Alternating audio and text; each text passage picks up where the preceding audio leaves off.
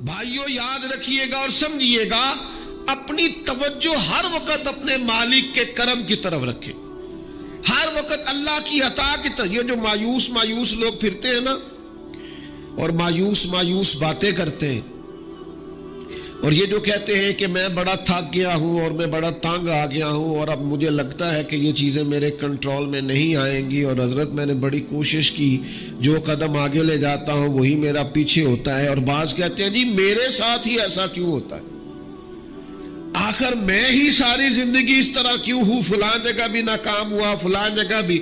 اور میرے بھائی، جس طرح کا انسان گمان کرتا ہے رب بھی اسی طرح کا معاملہ فرماتا ہے۔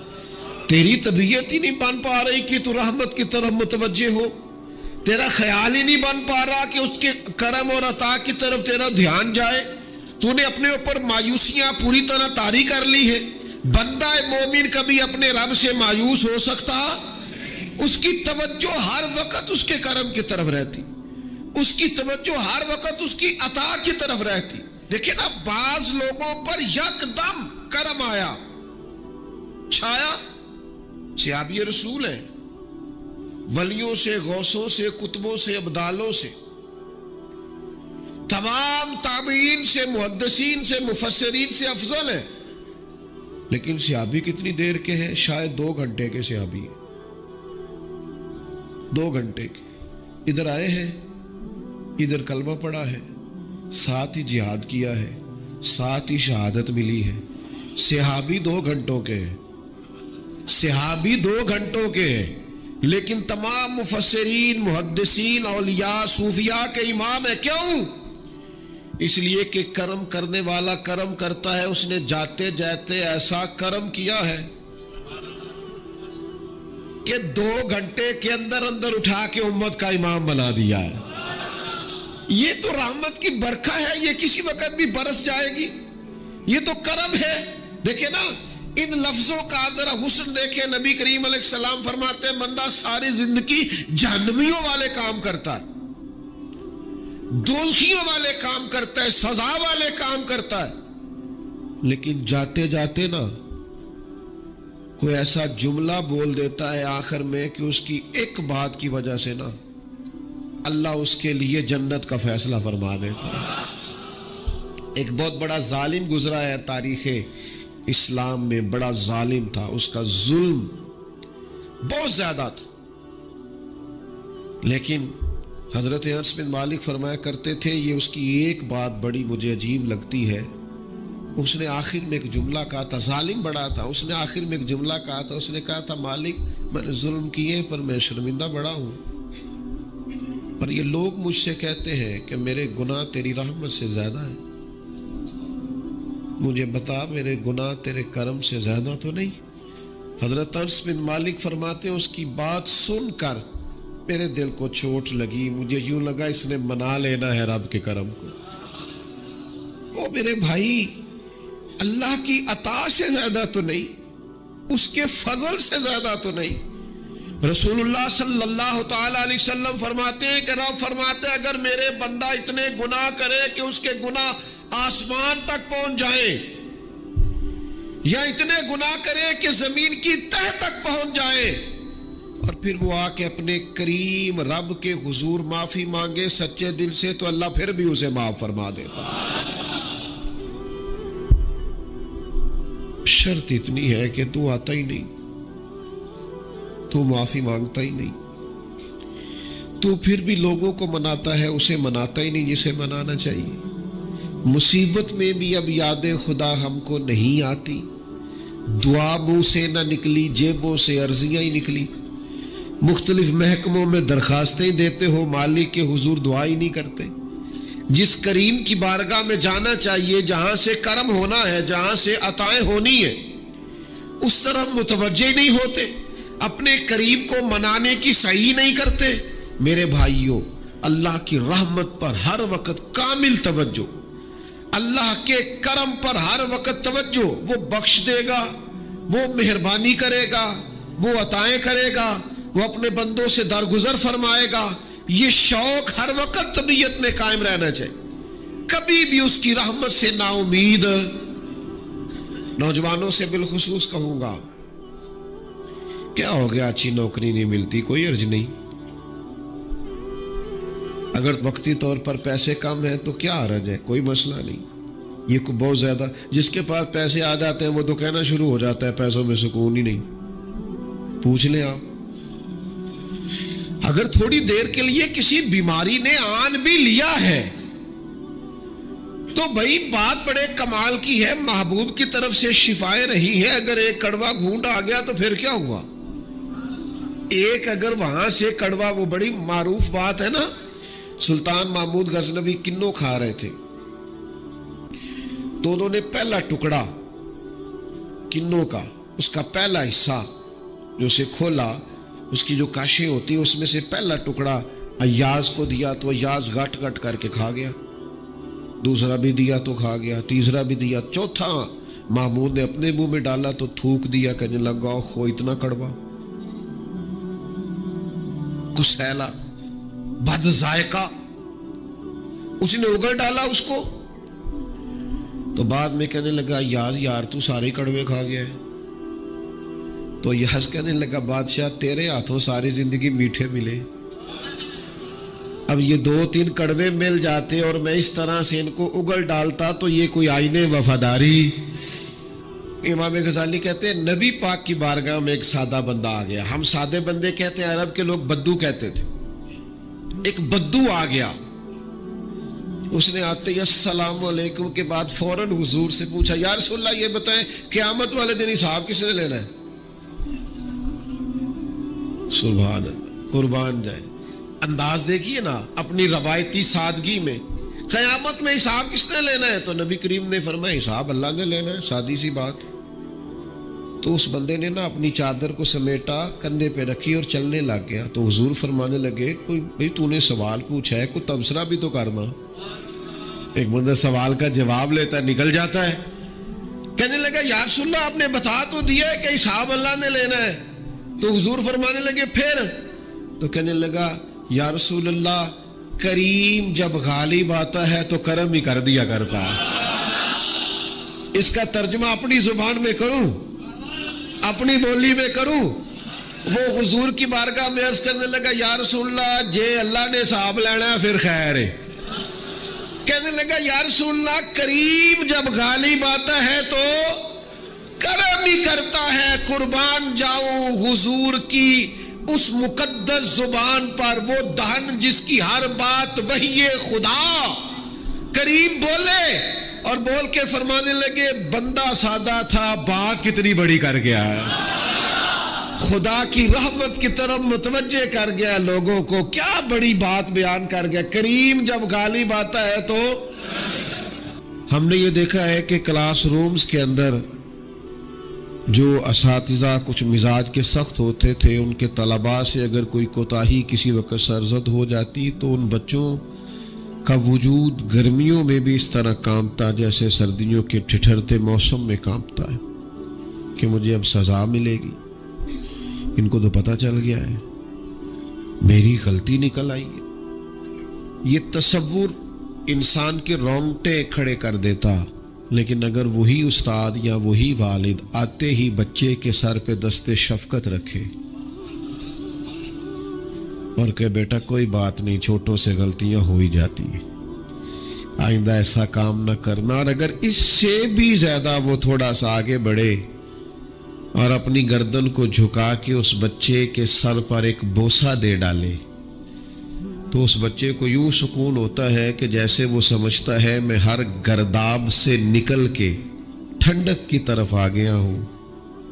بلا مثال و بلا تشبیہ میرا رب قرآن مجید میں فرماتا ہے قل یا عبادی الذین اسرفوا علی انفسہم، اے محبوب فرما دو اے میرے بندو جنہوں نے اپنی جانوں پر ظلم کر لیے ہیں، جنہوں نے گناہ کیے ہیں، رب کی نافرمانی کی ہے، اپنی جان کو دوزخ کا معاذ اللہ سزاوار کر لیا ہے، جنہوں نے اپنی جانوں پہ ظلم کیے ہیں، میرے ان بندوں سے فرما دیں کیا لا تقنطوا من رحمت اللہ، ان سے فرما دیں کہ یہ اپنے اللہ کی رحمت سے نا امید نہ ہو.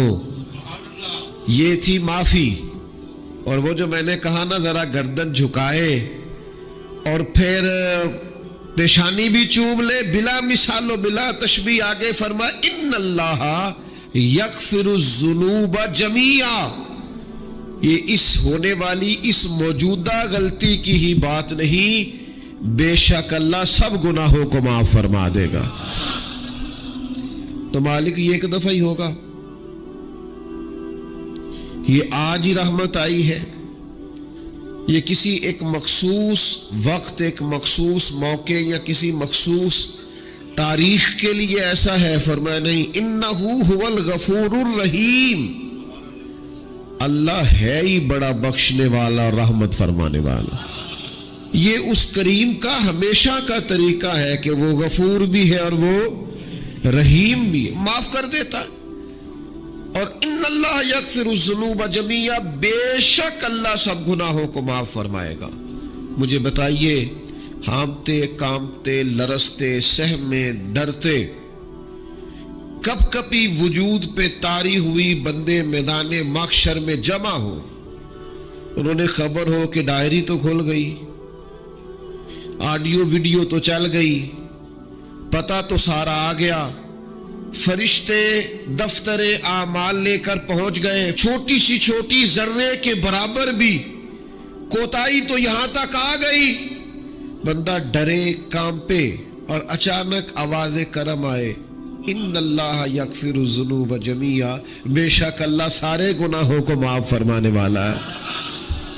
تو کیفیت کیا ہے, انداز کیا ہے؟ اس وقت انسان کے دل کو جو تسلی ہوتی ہے وہ تسلی کیا؟ ان اللہ یغفر الذنوب جمیعا, بے شک اللہ سب گناہوں کو بخش دیتا ہے.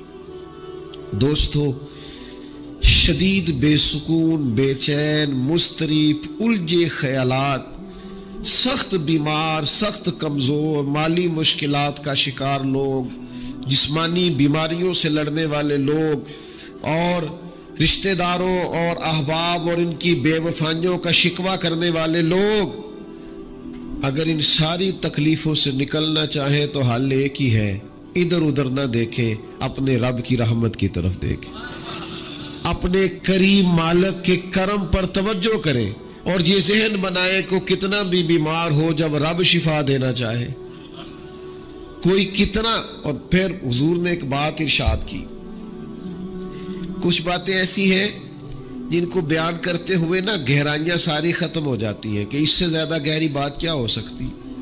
رانائیاں اور رنگ سارے مان پڑ جاتے ہیں کہ اب اس میں جلوے اور کتنے بھرے جا سکتے تھے. ساری انسان کی سوچیں اور وسعتیں اچانک سمٹنے لگتی ہے کہ یار اتنی بڑی بات. یہ ذرا انداز دیکھیے حضور کا بیان کرنے کا. نبی پاک علیہ السلام فرماتے ہیں, جب قیامت والے دن اللہ ان لوگوں کو اجر عطا کرے گا نا جن پر دنیا میں مشکلات آتی رہی, تو فرمایا وہ لوگ سوچیں گے کہ یہ تو مشکلات تھوڑی تھی, کاش کبھی زیادہ آ جاتی نا, کاش ہمارے وجود کینچیوں سے کاٹ دیے جاتے. وہ لوگ سوچیں گے, اور وہ بھی سوچیں گے جن پر مشکلات نہیں آئی تھی کہ کاش کبھی ہم بھی اس چکی سے پس کے آتے نا. اس سے زیادہ بھی کوئی اجر ہو سکتا ہے کہ رب کہتا ہے ان اللہ مع الصابرین, جو مصیبت پہ صبر کر دے اللہ اس کے ساتھ ہے. معیت الہی اس شخص کو نصیب ہو رہی. رحمت خداوندی سے کبھی نظر نہ ہٹائیں. آتی رہتی ہیں مشکلات, آتے رہتے ہیں دکھ, ہو جاتی ہیں غلطیاں, کمزور ہے انسان, کر بیٹھتا ہے گناہ بھی, لیکن ایک گناہ میرا ماں پیو ویکھے, ایک گناہ میرا ماں پیو ویکھے تے دیوے دیس نکالا, تے لکھ گناہ میرا مولا ویکھے تے پردے پاون والا. ڈھال دیتا ہے رحمت کا پردہ, کرم ہو جاتا ہے. رحمت الہی سے کبھی توجہ نہ ہٹے. اپنے دل کو ٹھنڈا رکھنے کے لیے, طبیعت کو سکون میں رکھنے کے لیے رحمت. حضور علیہ السلام فرماتے ہیں بندے سے غلطی ہو جاتی ہے, پھر وہ اللہ کی بارگاہ میں توبہ کرتا ہے تو رب فرشتوں سے فرماتا ہے میرے بندے کو پتا ہے کہ میرے علاوہ معاف کرنے والا کوئی نہیں. تو دیکھو نا وہ آ گیا ہے. تو فرشتے اپنے مالک کی بات کی طرف متوجہ ہوتے ہیں تو رب فرماتے ہیں گواہ ہو جاؤ میں نے اسے معاف کر دیا ہے. حضور فرماتے ہیں اس بندے سے پھر غلطی ہو جاتی ہے. وہ پھر عرض کرتا ہے مالک بھول گیا تھا، غلطی ہو گئی، خطا ہو گئی، گناہ ہو گیا. تو اللہ فرماتا دیکھا نا میرے بندے کو پتا ہے میرے سوا معاف کرنے والا کوئی نہیں، تو جاؤ گواہ ہو جاؤ میں نے معاف کر دیا ہے. حضور فرماتے تیسری بار پھر غلطی ہو جاتی ہے، یہ پھر آ جاتا ہے. تسی تے میں دسو خان جڑا 3 واری آوے او دا علاج کی ہے؟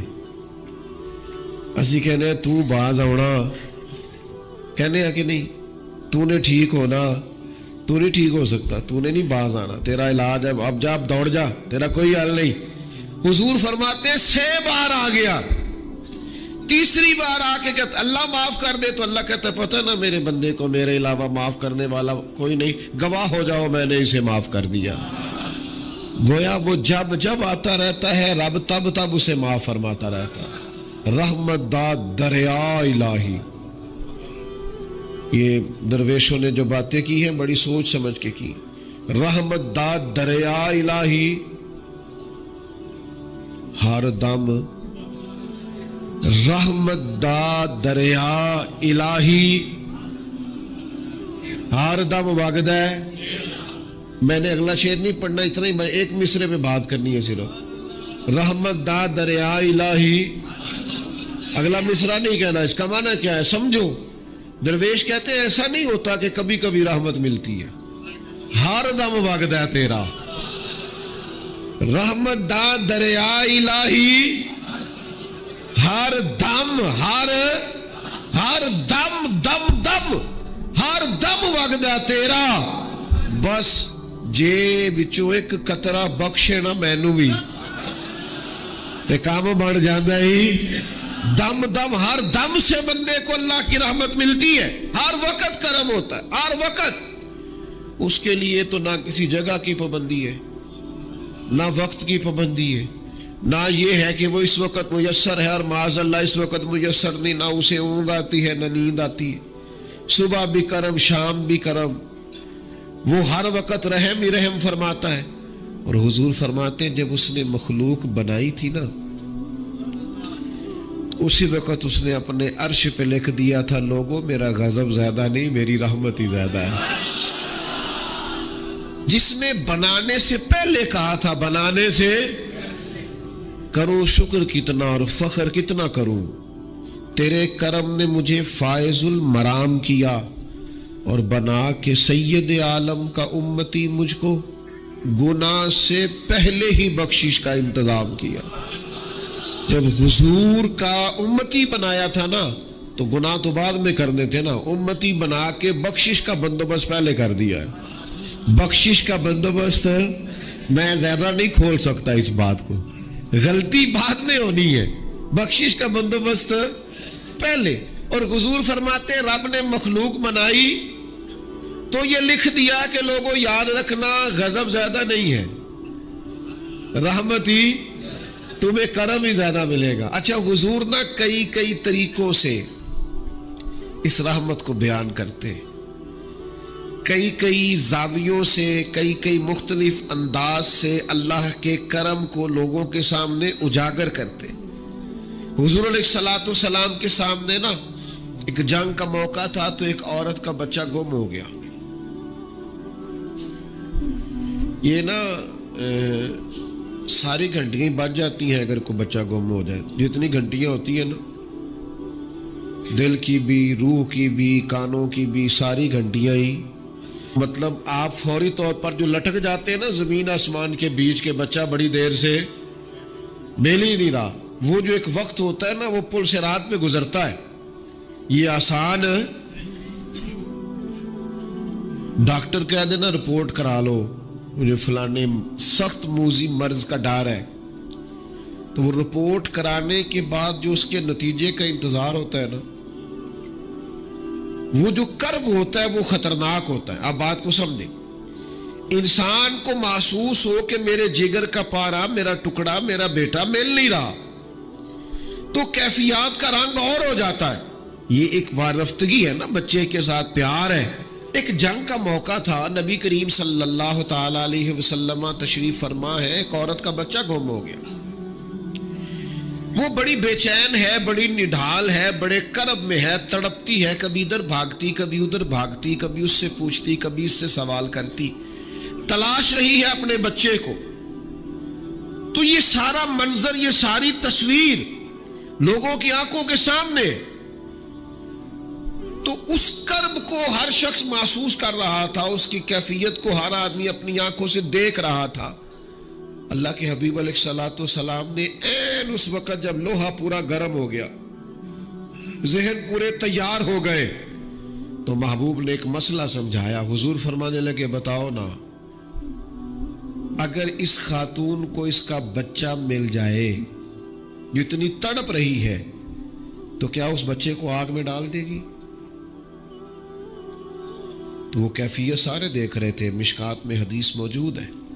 عرض کی یا رسول اللہ، سوال ہی نہیں پیدا ہوتا. اس کا جو درد ہے، اس کی جو تڑپ ہے، اس کی جو کیفیت ہے، وہ تو کچھ اور پتہ دیتی ہے. تھوڑی دیر کے لیے بچھڑ گیا ہے تو اتنی تکلیف میں ہے، تو کجا یہ کہ وہ آگ میں جلا دے. جب ذہن یہاں تک تیار ہو گئے، لوگوں کا ذہن یہاں تک تیار ہو گیا، تو اب میرے کریم محبوب کی آنکھوں میں آنسو آئے. اب حضور نے رحمت الہی کا جھونکا لوگوں کو دیا. کریم فرمانے لگے جتنا یہ اپنے بچے سے پیار کرتی ہے نا، رب کریم اس سے بڑھ کر اپنے بندے سے محبت فرماتا.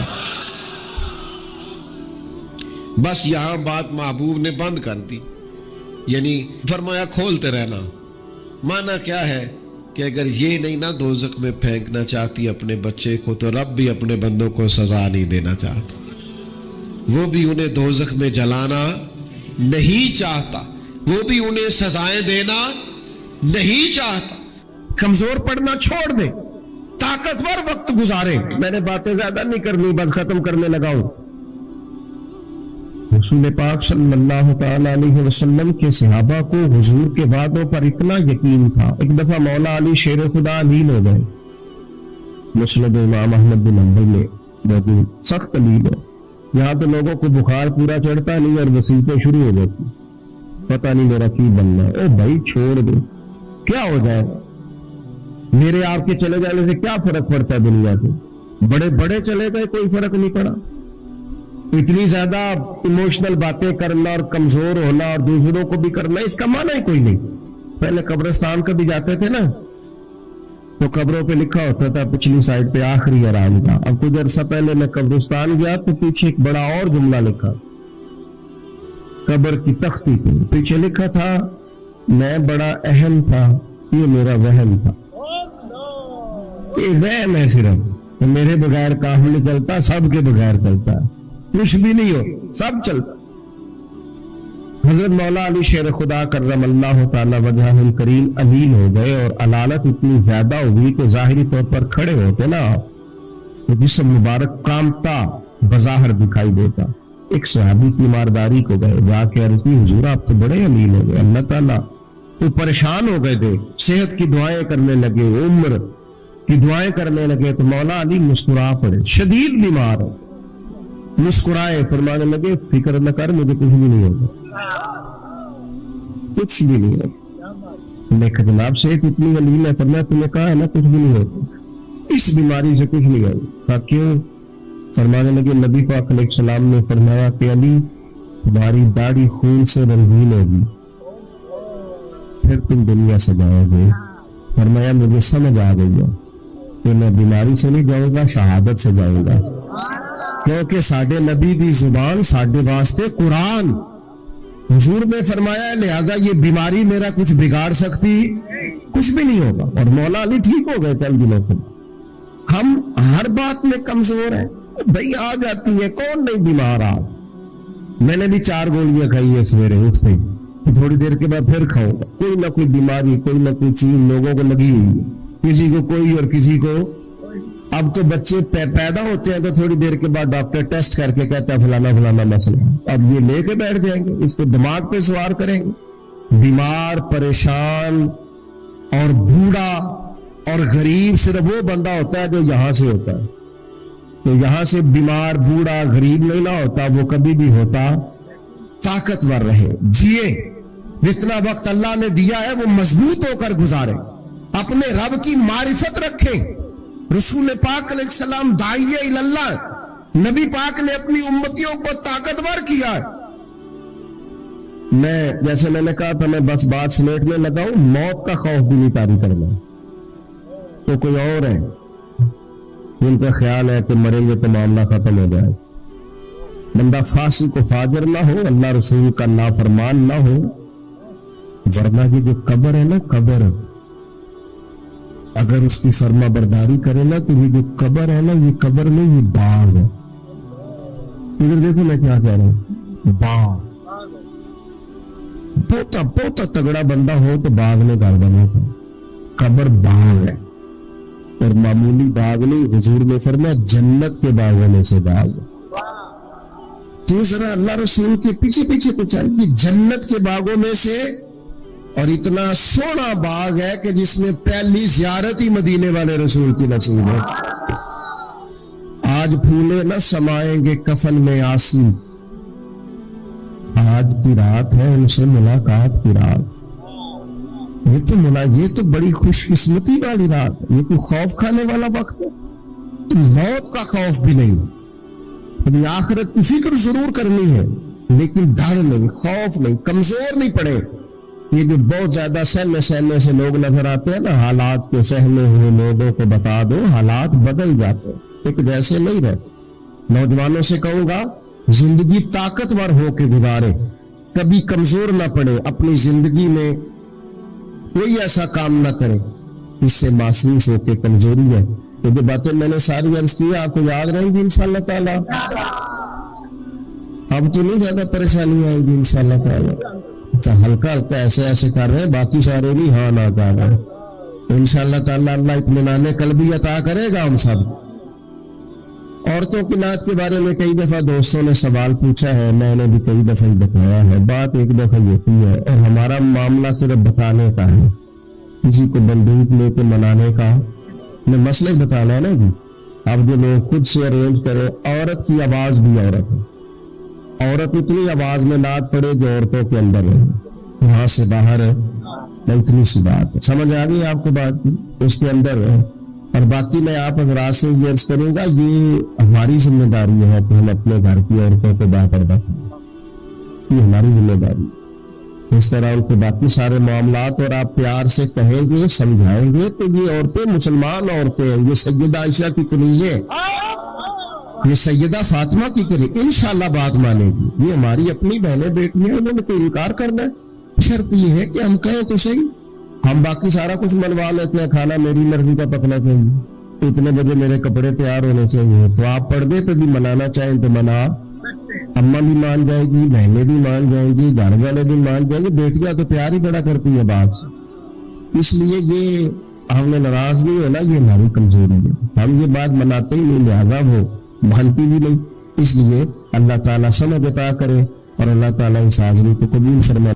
رسول کائنات نے فرمایا، رب کریم فرماتا ہے، جب میرا بندہ ہاتھ اٹھاتا ہے نا تو مجھے حیا آتی ہے کہ میں خالی کیسے لوٹا دوں اس کے۔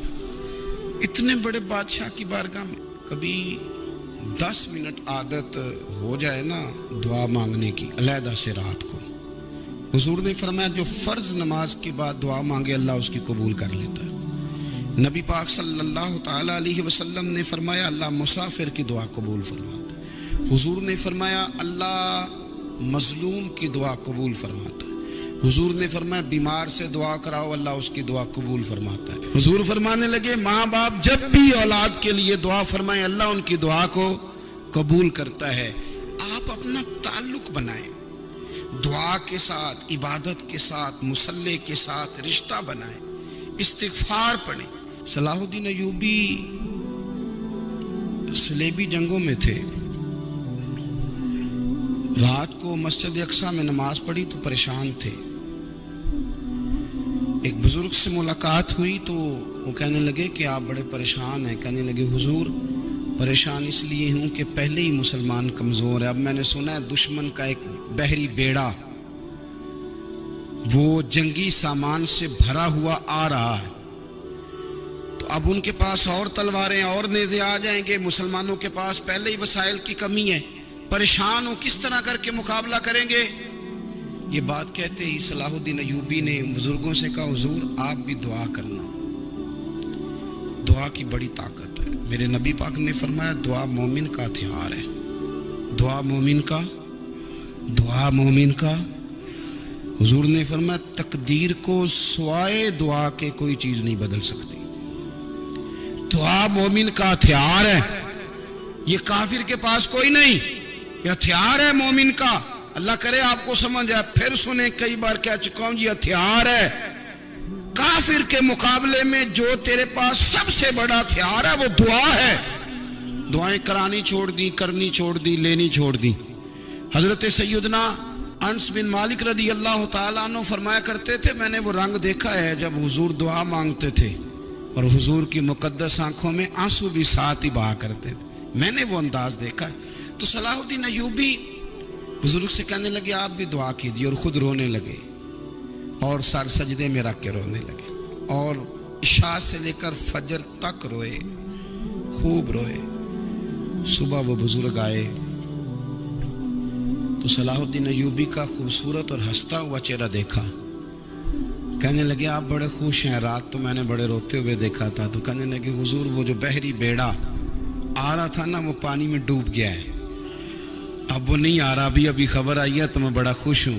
بزرگ کہنے لگے اٹھ سینے سے لگ اور سن ایک بات, وہ بحری بیڑا پانی میں نہیں ڈوبا, وہ تیرے آنسوؤں میں ڈوب گیا ہے. وہ جو تو رات رویا ہے نا رب کریم کی بارگاہ میں تو وہ ڈوب گیا ہے. بھائی اپنا مصلی کا, عبادت کا, وظائف کا, اللہ اللہ کا سلسلہ اس کو مضبوط کریں, اپنی دعاؤں کے تعلق کو مضبوط کریں. دعائیں بڑے انقلاب برپا کر دیتی ہیں. ایک بزرگ فرماتے ہیں میں نے دعا مانگنے کا طریقہ اپنی بیوی سے سیکھا. دعا مانگنے کا طریقہ اپنی, سیکھنے والے تو اپنے بچوں سے بھی سیکھ لیتے ہیں, سیکھنے والے تو ہر ایک سے سیکھتے ہیں. وہ کہتے ہیں میں نے دعا مانگنے کا سلیقہ اپنی بیوی سے سیکھا ہے. حضرت وہ کس طرح؟ فرمانے لگے میری بیوی نے نا مجھے کوئی کام بتایا, کچھ پیسوں کی ضرورت کے لیے کہا, تو میں نے اسے کہا کہ بھئی ابھی میرے پاس نہیں ہے, کچھ دنوں میں آتے ہیں تو میں دے دوں گا. عورتوں کی عادت ہوتی ہے وہ بار بار یاد کراتی ہیں. 2-4 دنوں کے بعد پھر اس نے کہا حضرت وہ میں نے کہا تھا کچھ پیسے, میں نے اسے کہا کہ ابھی میرے پاس نہیں ہے, کچھ دنوں میں ملتے ہیں تو میں تمہیں دے دوں گا. اس نے کچھ دنوں کے بعد پھر کہا حضور وہ میں نے کچھ پیسے کہے تھے. فرماتے میں نے ڈانٹ دیا, میں نے کہا کہ کیا تو روز مجھے شرمندہ کرتی ہے, کہا نا میرے پاس نہیں ہے, ہوں گے تو دے دوں گا, تو روز یاد کراتی ہے. فرماتے اس نے پہلے تو میری ڈانٹ کو سہا, پھر میرے سخت جملوں نے اس کی آنکھوں میں آنسو پیدا کر دیے, پھر اس نے اپنے آنچل میں اپنے اس دکھ کو سمیٹا, اور پھر اس نے ایک جملہ کہا تو میں رو پڑا, اور مجھے اپنے رب سے مانگنے کا طریقہ آ گیا. مجھے کہنے لگی حضرت جی آپ نے ڈانٹ دیا, میں نے سہ لیا, پر آپ ہی میرے شوہر ہیں, بتائیں نا آپ سے نہ کہوں تو میں کس سے جا کے کہوں. فرماتے ہیں میں رو پڑا, اور میں کھل کے رویا, اور میں تڑپ کے رویا, اور پھر میری سسکیاں بند گئیں. تو مجھے کہنے لگی آپ کو کیا ہوا؟ میں نے کہا مجھے بھی دعا مانگنی آ گئی ہے. جب میں اسے کہوں گا نا اللہ تو ہی میرا رب ہے, میں تجھ سے نہ کہوں تو میں کس سے جا کے کہوں, میں کیوں کسی بندے سے سوال کروں, میں کیوں کسی دنیا دار سے کہوں, میں تیرے بندوں کا, نیک بندوں کا وسیلہ لے کے, تیرے محبوب کی غلامی لے کے تیری بارگاہ میں آیا, تجھ سے نہ مانگوں تو کس سے مانگوں. سمجھ آ گئی ہے, جب میں اس رنگ میں مانگوں گا تو پھر رب میرے اوپر بڑا ہی فضل فرمائے گا, وہ میرے اوپر بڑی رحمت کرے گا, وہ میرے لیے آسانیاں کرے. عزیز دوستو ہم اس طرح کرنے لگ گئے ہیں کہ ہم نے نا اپنے تعلقات پر اعتماد کرنا شروع کر دیا ہے. میرے تعلقات بہت ہیں, ہم نے اپنی دولت پر اعتماد کرنا شروع کر دیا ہے, میرے پاس دولت بہت ہے. ہم نے اپنے علم پر, اپنی شہرت پر اعتماد کرنا شروع کر دیا ہے کہ میرے پاس فلاں چیز بہت ہے. یاد رکھنا جب بے نیاز اپنی صفت بے نیازی دکھاتا ہے تو بڑی بڑی دولتوں والے مجبور نظر آتے ہیں. بھائیو جب انسان کا رشتہ اپنے مالک کے ساتھ ہوتا ہے, پھر تو غم بھی کچھ نہیں کہتے, پریشانیاں بھی کچھ نہیں کہتی, پھر تو زندگی صبر والی, پھر تو زندگی توکل والی, پھر تو زندگی بھروسے والی. پھر انسان اپنے آپ کو رسوا نہیں کرتا, دنیا داروں سے امیدیں اس کی ختم ہو جاتی, امیدیں اللہ رسول سے لگا لیتا, مضبوط ہو جاتا ہے, مضبوط, طاقتور ہو جاتا ہے, خوددار ہو جاتا ہے, باوقار باعزت ہو جاتا ہے. حضرت بہلول دانا رحمت اللہ علیہ بیٹھے تھے تو ہارون رشید حج کر کے آ رہا تھا, تو رستے میں حضرت شیخ سے ملاقات ہو گئی, تو السلام علیکم کے بعد کہنے لگا حضور کوئی حکم ہو تو بتائیے گا. تو حضرت بہلول دانا فرمانے لگے تیرا رب کون ہے؟ اس نے کہا اللہ. تو فرمایا میرا کون ہے؟ کہا اللہ. فرمانے لگے تو بڑا ہی بیوقوف ہے, کیا تو یہ سمجھتا ہے کہ رب ہارون رشید کو تو دے گا اور بہلول دانا کو بھول جائے گا؟ تیرا بھی وہی رب ہے, میرا بھی وہی رب ہے. اس نے اگر تجھے دے کے آزمایا ہے تو ہو سکتا ہے مجھے نہ دے کے آزما رہا ہو. جب اس کی حکمت کے تقاضے ہوں گے تو عطا کرے گا اور دے گا. تو جا اپنا کام کر. بھائی اپنی روحانی زندگی, اپنی عبادات, اپنے وظائف, اپنے روزمرہ کے معاملات, اپنی دعائیں, اپنا استغفار. دیکھو کوئی مشکل کام تو نہیں, 2 رکوع ہیں سورہ واقعہ کہ اگر رات کو پڑھ لی جائے تو. میں کس طرح یہ بات بیان کروں کہ تعویذ بانٹنا آسان ہے اور وظیفہ بتانا مشکل ہے. سارا دن تعویذ بانٹیں تو لوگ لینے کو تیار ہیں, اور اگر آپ وظیفہ بتائیں تو کہتے ہیں تو مشکل کام ہے. او خدا کے بندے, اگر آپ کا تعلق قرآن پاک کے ساتھ مضبوط ہو, قرآن پاک کے ساتھ اگر آپ کا رشتہ ہو, لوگ سفارشیں ڈھونڈتے ہیں نا دنیا میں, کوئی تعلق مل جائے تو میرا کام ہو جائے. دنیا میں اتنا مشکل معاملہ ہے, آخرت میں مجھے بتائیے گا کتنا مشکل معاملہ ہوگا. میرے نبی پاک صلی اللہ تعالی علیہ وسلم نے فرمایا جو لوگ سورہ ملک پڑھا کرتے تھے نا, سورہ ملک, یہ سورت ملک قیامت میں ان کی سفارش کرے گی, اور اس طرح کرے گی کہ کہے گی اے اللہ یا اس بندے کو جنت میں داخل کر دے یا مجھے قرآن پاک سے علیحدہ کر دے. تو رب فرمائے گا جا اس کا دامن تھام کے اسے جنت تک پہنچایا. آپ بات کو سمجھیں, جب آپ کے تعلقات اپنے معاملات کے ساتھ مضبوط ہوں گے, یہ نبی کریم نے وعدہ کیا ہے کہ تو سورت واقعہ پڑھ تیرے گھر میں فاقہ نہیں آئے گا. حضرت عبداللہ ابن مسعود رضی اللہ تعالیٰ عنہ بیمار تھے تو حضرت عثمان غنی رضی اللہ تعالیٰ عنہ تیمارداری کے لیے تشریف لے گئے, اور جا کر کے کہا کہ آپ بڑے بیمار ہیں, آپ کی بیٹیاں زیادہ ہیں, میں چاہتا ہوں کہ خزانے میں سے کچھ مدد کروں. تو سیدنا عبداللہ ابن مسعود رضی اللہ تعالیٰ عنہ اٹھ کے بیٹھ گئے اور کہنے لگے امیر المومنین, اللہ آپ کو میری طرف سے میری بیٹیوں کی طرف سے بہتر صلہ دے. میری بیٹیوں کو کسی خزانے کی ضرورت نہیں, میں نے انہیں خزانہ دے دیا ہے. کہا جناب آپ نے کون سا خزانہ دیا ہے, میں آپ کے مالی معاملات کو جانتا ہوں. تو فرمانے لگے امیر المومنین, میرے نبی کریم نے فرمایا ہے جو سورت واقعہ پڑھے اسے کبھی فاقہ نہیں آتا. میں نے بیٹیوں کو یاد کرا دی ہے, یہ خزانہ میں نے انہیں دے دیا ہے. وہ سارے والدین سنیں جو بیٹیوں کے لیے پریشان رہتے ہیں. حضرت عبداللہ ابن مسعود نصیحت کر رہے ہیں, فرمانے لگے میں نے سورت واقعہ یاد بھی کرا دی ہے, پڑھنے کی عادت بھی ڈال دی ہے. حضور نے فرمایا ہے جو سورت واقعہ پڑھے اسے فاقہ نہیں آتا. کہنے لگے چاند تو اپنی جگہ چھوڑ سکتا ہے, سورج گر سکتا ہے, تارے ٹوٹ سکتے ہیں, پر مدینے والے رسول کی بات غلط نہیں ہو سکتی. حضور نے فرمایا فاقہ نہیں آئے گا تو انشاءاللہ کبھی بھی نہیں آئے گا. ہمارے ہاں تسبیحات پڑھ لی جاتی ہیں اگر کبھی موقع ملے, لیکن وہ خاص انہماک, وہ خاص شوق, وہ خاص ذوق اللہ تبارک و تعالیٰ کی عبادت کا. ایک ہوتا ہے نماز پڑھنا, ایک ہوتا ہے اہتمام کے ساتھ نماز پڑھنا, یعنی ذرا وقت پہ اٹھنا, ذرا صحیح کر کے وضو کرنا, ذرا شوق سے مصلی بچھانا. ایک ہوتا ہے تسبیح پڑھ لینا, اور ایک ہوتا ہے ذرا تھوڑا سا نا شوق کے ساتھ اللہ کو یاد کرنا. آپ کبھی جو میں نے آیت کریمہ پڑھی اس کی آپ شان نزول دیکھیں. نبی کریم صلی اللہ تعالی علیہ وسلم کے نا کچھ صحابہ اللہ کی محبت کے شوق میں حضور کی بارگاہ میں حاضر ہوئے, اور انہوں نے آ کے عرض پتہ کیا کیا, عرض کرنے لگے یا رسول اللہ صلی اللہ تعالی علیہ وسلم سالوں بیت گئے ہیں سجدے کرتے ہوئے, حضور سالوں بیت گئے ہیں تسبیح پڑھتے ہوئے, सालों बीत गए कहते हुए कि सुबहान अल्लाह वो पाक है।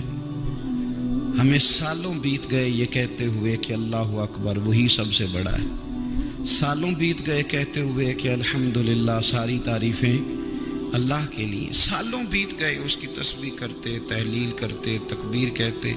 हुजूर अब ना हमारा अपने रब से मिलने को जी चाहता है। कभी ये हकीकत मुंतज़िर नजर आ न लिबास मजाज में। लाखों सजदे तड़प रहे हैं मेरी जबीन नियाज में।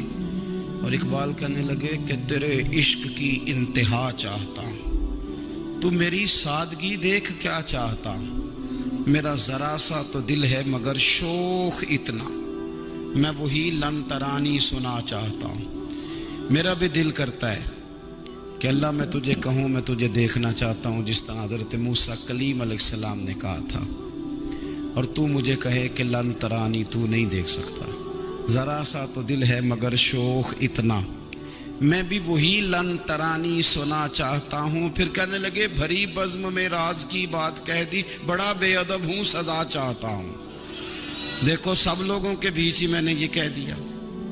मेरे अजीज सहाबा ना शौक में, कितने सारे लोग हैं आप, कितनी माशाल्लाह बड़ी तादाद में आप आए। हम भी कभी इस शौक में गए हैं कि हमारे रब को देखने को दिल चाहता है, हमारा जी चाहे वो कभी हमें मिले, हम कभी उसकी ज़ियारत करें, उसकी बारगाह करम में हम हाजिर हों। सहाबा ने अर्ज़ किया या रसूल अल्लाह सल्लल्लाहु अलैहि वसल्लम हमारा रब कहाँ है। हमारा ना अपने रब को देखने को जी चाहता है। जब सहाबा ने यह अर्ज़ किया तो अल्लाह ने कुरान मजीद नाजिल किया। फरमाया वैज़ा सालका इबादी अन्नी फ़इन्नी करीब। महबूब जब मेरे बंदे आपकी बारगाह में आके मेरे बारे में पूछे ना तो उनसे कह देना मैं उनके करीब ही हूँ, करीब ही हूँ। दलील क्या है? भाई इज़ादान ये जब भी मुझसे दुआ मांगेंगे मैं इनकी दुआओं को कबूल फरमाऊंगा। मैं इनके करीब हूँ, मैं इनके करीब हूँ। ये जब भी दुआ मांगेंगे ना मैं कबूल करूंगा, मैं इनके करीब हूँ। अल्लाह तबारक व तआला के बंदे अल्लाह से मोहब्बत करते, रब की बारगाह में झुकते, उसको अपने दुख सुनाते, उसके प्यारे महबूब सल्लल्लाहु ताला अलैहि वसल्लम का वसीला लेके उसके हुजूर हाजिर हो जाते, पेशानियां सजदों से रोशन होती। हम ना हर चीज़ के लिए वक्त निकालते हैं, हर चीज़ के लिए, लेकिन इबादत के लिए वक्त नहीं निकालते। हर शय आबाद है, हर शय। हमारी फेसबुक भी आबाद है, व्हाट्सअप भी आबाद है, हमारे ट्विटर भी आबाद हैं, हमारी हर चीज़ आबाद है। सबसे कम आबाद हमारा मुसल्ला रह गया है, सबसे कम। वो लोग अब ढूंढने से मिलते हैं जिनकी बगल में मुसल्ला होता था। मेरे भाई आप कितना को दुनिया के पीछे भागोगे थका देगी, कितना दौलत के पीछे भागोगे थका देगी। आप जब अपनी जिंदगी में जमा तफरीक करोगे ना तो मरते वक्त एहसास होगा कि सारा कुछ तो लोगों के लिए किया, अपने लिए तो कर ही कुछ नहीं सके। और हम इबादत के मामले में बहानेबाजी भी करते हैं। हम कहते हैं ओहो रिस्क कमाना भी तो इबादत ही है ना, तो मैं हलाल रोजी के लिए जा रहा हूँ, ये भी तो इबादत है ना। मेरी तरह के लोग कह देते हैं कि मैं सवेरे उठ के मदरसे में कुछ असबाक देखता हूँ तो ये भी तो इबादत है। मैं बयान करने के लिए मुताला करता हूँ तो ये भी तो इबादत है ना। इतने इतने लंबे सफ़र करके मुल्क में दुनिया में घूमता हूँ तो ये भी तो मैं इबादत ही कर रहा हूँ। अब स्पेशल नफलों के लिए वक्त किस ना निकले, स्पेशल करके तस्बीह मैं कैसे चलाऊँ, मैं सारा कुछ हम बहाने बना लेते हैं ना। मेरा सवाल ये है कि ये सारी बातें सहाबा को, नबी करीम को, दीगर लोगों को भी तो पता थी ना। लेकिन आप गौर तो करें, 23 साल हुजूर को वक्त मिला, मुख्तसर वक्त ज़ाहिरन तबलीग करने के लिए। पूरी दुनिया में दीन भी फैलाना है। घर में 11 अज़वाज है, 4 बेटियां हैं, उनकी औलादें, सारे कामकाज भी देखने। लेकिन सैयदा तैयबा ताहिरा हज़रत आयशा सिद्दीक़ा रदी अल्लाह ताला अन्हा फरमाती हैं सारा दिन तबलीग करते, हर गुलाम के दुख सुनते, گھر میں آتے تو اپنے گھر والوں کا خیال کرتے, کام میں ہمارا ہاتھ بٹاتے. قربان جاؤں, کہتی ہیں زمانہ سارا سو جاتا لیکن آمنہ کے لال مصلی بچھا لیتے. دنیا سو گئی ساری, سب سو گئے, جو خدام تھے, وہ جو غلام تھے, وہ سو گئے. صحیح مسلم نے لفظ ملیں گے, سیدہ پاک فرماتی ہیں او میرے نبی کے غلاموں, میں نے یہ رنگ بھی دیکھا ہے کہ حضور نے اتنا کھڑے رہے, اتنا قیام کیا, اتنا قیام کیا کہ مقدس پیروں میں ورم آ گئے, سوج گئے پیر. اتنے بڑے دل پہ ہاتھ رکھ کے نہیں بتا سکتا کہ میرے کبھی نماز میں پیر سوج گئے, کوئی نہیں بتا سکتا. بچوں کی روٹی کماتے تھک گئے بات الگ ہے, ہم سیر کرنے گئے تو تھک گئے بات الگ ہے, لیکن عبادت میں یہ بھی تو مسلم شریف ہے نا, یہ بھی تو دین ہے نا, یہ بھی تو حضور کی سنت ہے, یہ بھی تو وہ چیز ہے جو کریم کی آنکھوں کی ٹھنڈک ہے. سیدہ فرماتی ہیں پیروں میں ورم آ گئے, اور ساری رات ہی حضور نے نماز پڑھی اور ایک ہی آیت بار بار دہرائی. مسجد نبی میں بلال حبشی نے فجر کی اذان دے دی اور حضور ابھی مصلی پہ تھے. کریم فارغ ہوئے, میں نے عرض کی یا رسول اللہ صلی اللہ علیہ وسلم, آپ کے تو صدقے اللہ اگلے پچھلوں کے گناہ معاف کرے گا, تو آپ اتنی آہوزاری کیوں فرماتے ہیں؟ آپ تو شفیع ہیں, آپ تو انبیاء کے امام ہیں. تو حضور نے فرمایا عائشہ تم نے گنوایا ہے نا میرے اللہ کی مجھ پر کتنی رحمت ہے. افلا اکون عبدا شکورا, فرمایا اگر اس نے اتنی نعمتیں دی ہیں تو کیا میں اس کا شکر گزار بندہ نہ بنوں؟ میں شکر گزار بندہ نہ بنوں اس کا؟ پھر اگر اتنی نعمتیں اس نے دی ہیں, مجھے اتنا نوازا ہے, تو پھر میں اس کے سامنے سجدے نہ کروں؟ او میرے بھائی, بڑے قابل فخر لوگ ہیں ہم کہ ہم نبی پاک کے غلام ہیں. ہم قابل فخر ہیں کہ نبی کریم کے غلام ہیں. کیا کبھی اس غلامی کے شکرانے میں بھی 2 نفل پڑھے کہ یا اللہ تیرا شکر ہے تو نے ہمیں حضور کا غلام بنایا ہے؟ یاد رکھیں کہ اپنی روحانی زندگی کو آباد کریں, استغفار پڑھیں, تسبیحات کریں. حضرت عبداللہ ابن عمر رضی اللہ تعالیٰ عنہ حضرت عمر کے صاحبزادے ہیں, مکہ مکرمہ میں ان کی قبر ہے. میں نے جب انہیں پڑھا تو مجھے ان سے بڑا پیار ہو گیا, لیکن آپ کو پتہ ہے وہاں جا کے کسی شخص کا مزار تلاش کرنا یا پوچھنا ایک مشکل کام ہوتا ہے. تو ایک دفعہ میں مکہ شریف میں حاضر تھا, تو ایک گاڑی والا ڈرائیور مجھے کہنے لگا کہ مولانا میں آپ کو جانتا ہوں, مجھے آپ سے محبت ہے, ایک بات بتاؤں آپ کو؟ میں نے کہا بتاؤ. کہنے لگے حضرت عبداللہ ابن عمر کی قبر دیکھنی ہے. میں نے کہا یہ تو نہیں کہہ رہا, یہ کسی نے بندوبست کرایا ہے, یہ اللہ نے تیرے دل میں بات ڈالی ہے, یہ ہو گیا تو لے چل مجھے. حضرت عبداللہ ابن عمر کو نبی پاک نے فرمایا تھا راجل صالح, یہ نیک بندہ ہے, یہ متقی آدمی. حضرت عبداللہ ابن عمر رضی اللہ تعالیٰ عنہ سیدنا فاروق اعظم رضی اللہ تعالیٰ عنہ کے صاحبزادے ہیں, اور ان کی ہمشیرہ سیدہ حفصہ رضی اللہ تعالیٰ عنہ حضور کی زوجہ محترمہ. ایک دن اپنی ہمشیرہ سے کہنے لگے کہ نبی کریم صلی اللہ تعالیٰ علیہ وسلم گھر میں آئے نا, اور اگر حضور غم امت میں پریشان نہ ہوں, طبیعت کو حشاش بشاش دیکھو, تو ذرا پوچھنا تو صحیح حضور کا میرے بارے میں کیا خیال ہے, پوچھنا تو صحیح کہ کریم کی بارگاہ میں میرا کیا مقام ہے, میرے بارے میں حضور کیا فرماتے ہیں. اب بہن کو کام بتائے اور بتائے بھی بھائی, اور پھر بہن وہ کام نہ کرے, یہ تاریخ میں ہوتا نہیں. حضرت عمر فاروق رضی اللہ تعالیٰ عنہ کی صاحبزادی ام المومنین رضی اللہ تعالیٰ عنہ فرماتی ہیں کہ میں تو بس منتظر تھی. انہوں نے تو کہا تھا نا کہ اگر تم حشاش بشاش دیکھو تو بات کرنا, لیکن حضور تشریف لائے, میری باری تھی, میرے گھر تشریف لائے, کھانا پیش کیا تو فوراً میں نے عرض کی حضور ایک بات پوچھنی تھی. تو حضور نے فرمایا پوچھئے. میں نے عرض کی حضور میرے بھائی عبداللہ ابن عمر کے بارے میں آپ کا کیا خیال ہے؟ نوجوانوں میری بات پہ غور کرنا, میرے بھائی کے بارے میں آپ کا کیا خیال ہے؟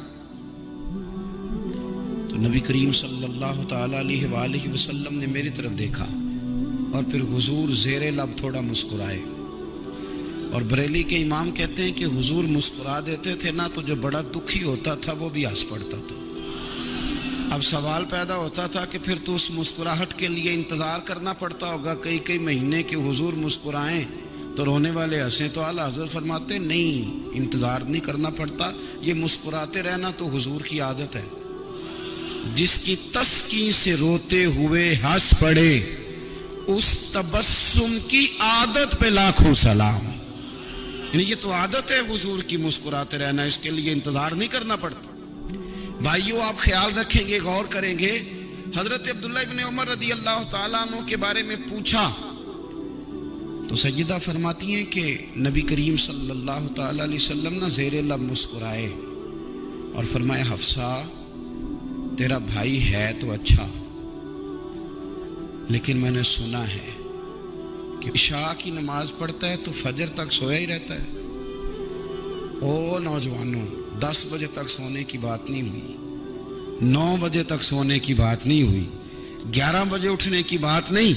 حضور فرمانے لگے میں نے سنا ہے کہ عشاء کی نماز پڑھ کے سو جاتا ہے اور فجر تک سویا ہی رہتا ہے، اسے چاہیے کہ تہجد کے وقت اٹھا کرے، اللہ کی بارگاہ میں حاضر ہوا کرے، آہوزاری کرے، سجدے کرے، عبادت کرے.